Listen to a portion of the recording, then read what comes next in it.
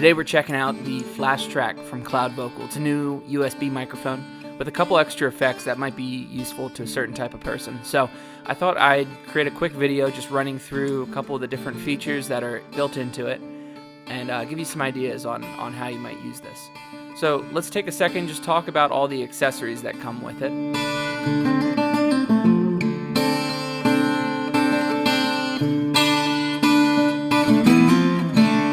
Alright, in the box, a few things you get with the microphone. Here's your microphone. It does come with a pop filter, which is nice. That can just clip onto the front there. We have an extra elastic band here for the pop filter. Comes with the USB cable that you'll need. It's pretty long, maybe 10-15 feet or something. Comes with a sticker. It does have this nice tripod mount that's matching in color. Seems really sturdy too. It's all metal. That you can use if you just need to mount the mic on a desk or something like that. The thread is a small size. I'm not sure the exact measurement. This is about the size you would see on a camera. And it also comes with an adapter here so that we can use this with a microphone or with this other medium-sized thread. So this would go on the bottom here, and then you can attach this to a normal mic stand, which is what I'll be doing later in this video. One of the things I like about the Flashtrack is it's just plug and play. It's simple, easy to use. There is no driver to install or anything, just a USB cable that comes with it straight into the computer. And I'm recording to Logic right now. In a second, I'm going to flip through a bunch of the EQ, the compressor, and the reverb settings, but I also want to talk about the ins and outs. So the microphone right now is being powered. I'm going to turn on a little bit of compression here while we're here. How about right there? This is a setting called Sing. And I've had the EQ on clear so far. I'm going to turn that to a warm setting. Talking about the ins and outs on the back. So the microphone's being powered through USB, through the USB 5-volt connection there. It also has a separate input. If you wanted to use this with a phone and your phone's not quite giving it enough power, you can use an external power bank to power the microphone. So that's a nice feature they thought of just to make sure that everyone's able to use it in all environments. You know, I can see someone who's posting on the internet all the time, playing clips and stuff, just having the Flashtrack kind of set up with their own like custom preset for the sound that they need, and it's all just ready to go. They plug it into their phone, they set the phone up, and they hit record. They get their idea out there. There's nothing really that's going to be in the way of keeping you from getting into that creative process.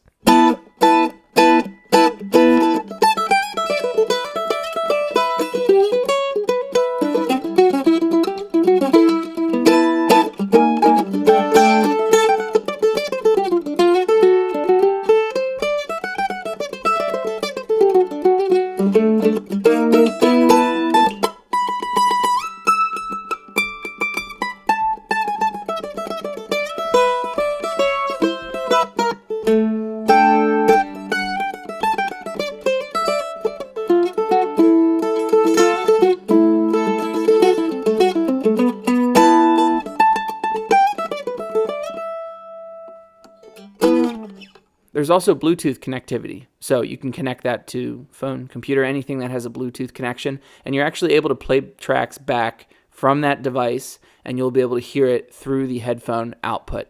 In addition to the Bluetooth, there's also an auxiliary input, so same thing as you would use the Bluetooth for. It's just wired. It's an 1/8" TRS input. You can play backing tracks through that, or something else if you want to record to a backing track. But you don't have that backing track like in your program yet. That might be a way to use that. So there's a lot of different ways you can use it. Okay, I'm going to flip through a couple of the vocal effects here. I'm going to turn the compression back to off and set the EQ to flat. You're hearing a little bit of handling noise just as I touch the mic here, which is typical. This is a condenser mic. And you're also going to hear some slight popping as I change through the settings. That's nothing that's going to come through your recording once it's set up and ready to go. I just wanted to explain that real quick. So you've been listening to the flat setting for a couple seconds here now. I'm going to flip to the warm setting, which we did listen to for a bit earlier. I'm going to flip it over one more time to the clear, and I think this is accentuating a lot of like the higher end, high frequency content that's important with speech. So I think this clear setting works really well for communicating. We also have a bright EQ. It's labeled as a bright EQ. Keep turning it to the right, and eventually you'll get to a custom EQ that you can set up. So this is one way that you can kind of customize the sound that you want this set up for all the time. Okay, I've returned the EQ to flat here. I'm going to press compressor, and I'm going to go through the various compressor settings. We've got one called cast. I'm going to turn it one more time. We're going to a setting called punch. You can hear the compressions amped up a lot on this one. We've got one called sing, which you were listening to earlier. You probably also heard the car go by outside with all this compression. And one called dyna. So there's your dyna compression. Let's leave that one on actually as I go to the reverbs. Reverb has been off so far. I'm going to flip through a couple settings. So here's a modern setting. We're listening to the modern setting of the reverb at the moment. And I'm going to turn it to the concert hall setting. I think this is my favorite one. This one sounds the best. It's still very powerful right now, but that gives you an idea of what the reverb sounds like. Here we have a live setting. This is kind of like a slapback echo. You can definitely hear that it's what I would call like a medium-sized concert venue room. So not super reverberous like a concert hall, but more of like a rock room, you know. I'm turning it again to the classic setting. This is probably the other setting that I prefer. And then finally, we have something called K, OK, and then turn it one more time, we get to a custom reverb setting that you can set up here.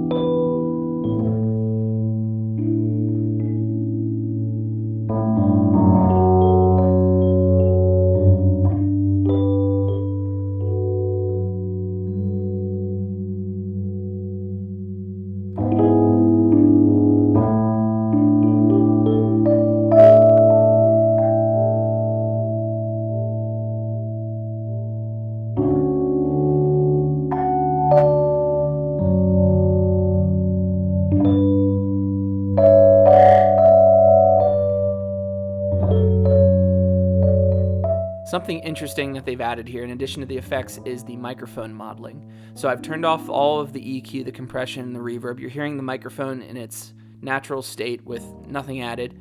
I'm going to go and press the icon button on the front, and again, you might hear a little bit of a pop as I switch to the ribbon mic impulse response.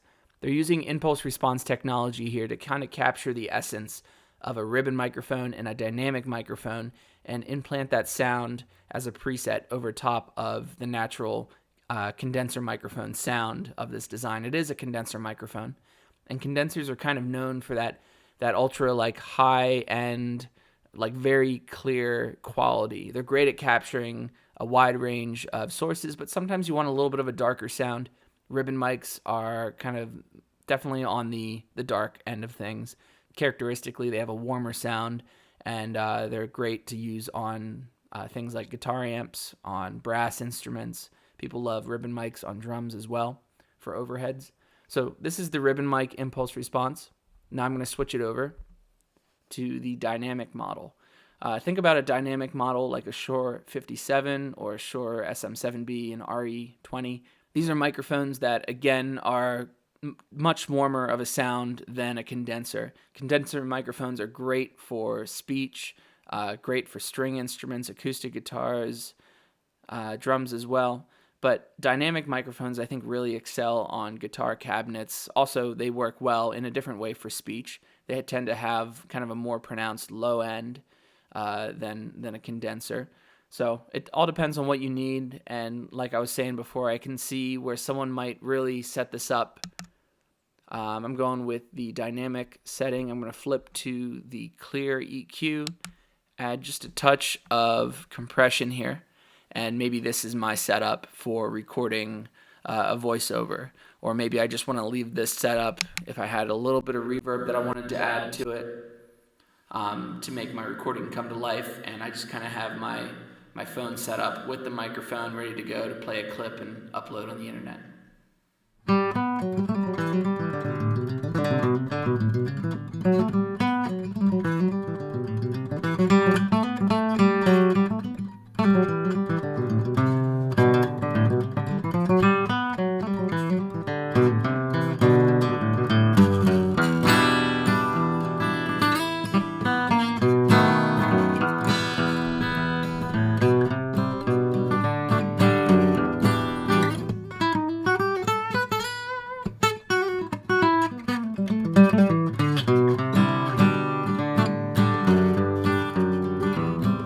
things I like about this is how simple it is to make adjustments on the Flashtrack. So we've got a single button for everything, no secondary functions, and we have a single knob to control the parameters. No crazy menu diving or press and hold this button to do this function, press it twice quickly to whatever. It's just one button, one function. Super simple. Okay, on the main screen we've got our metering here. Top levels for the microphone. You can see it respond. So this is your input level. Second one down, this is for playback. That's the music notes there. For playback from your DAW or whatever device you're connected to. And then finally, speaker is the output if you're using the microphone as an output device. Okay, to adjust the mic gain or the mic volume, press the volume button. You can use the wheel to adjust it as needed, increase, decrease. Press the volume button again. Now you're adjusting the headphone output. Okay, let's head to the EQ menu. Flat is effectively no EQ, and as I go here, you see there's a few presets as well as a custom preset you can save. I'll press the compressor. Now we're in the compressor window. Again, a couple presets as well as a custom setting. And then finally the reverb, a couple settings, and a custom setting. Okay. One little feature about the way that the microphone is set up is that it has these two little thumb screws on the side, which are really nice for setting the angle of the microphone, and then you can just tighten it there just gently and it'll stay in place. So depending on what angle I have the mic stand working from, a couple different angles might be useful, you know. Then you don't have to worry about using a really short mic stand or something that's really tall. You can get the mic in place and then angle the mic on the mount as needed.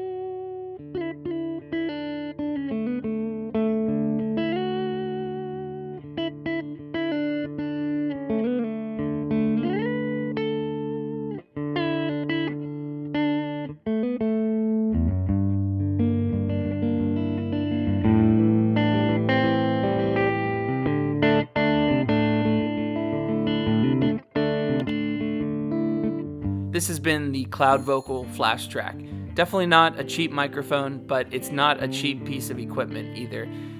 I think in general, the CloudVocal products, I've owned a number of them over the last few years. They're really nicely thought out.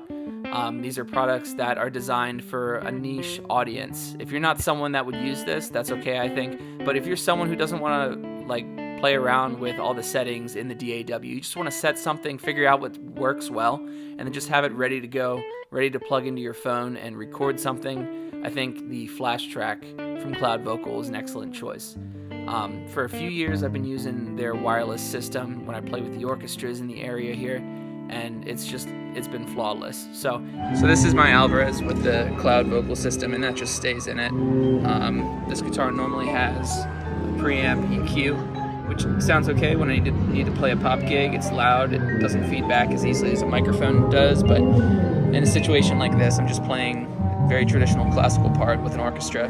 So I've got that, it's completely wireless. When I need it, I just turn it on, the button there, it doesn't pop or anything. If you're interested, there are some links in the description. They actually set up a discount code all these years ago, and every now and then I get a little notification that it worked for somebody. So I think it's 5% off. I'll leave that link in the description as well as the Amazon page.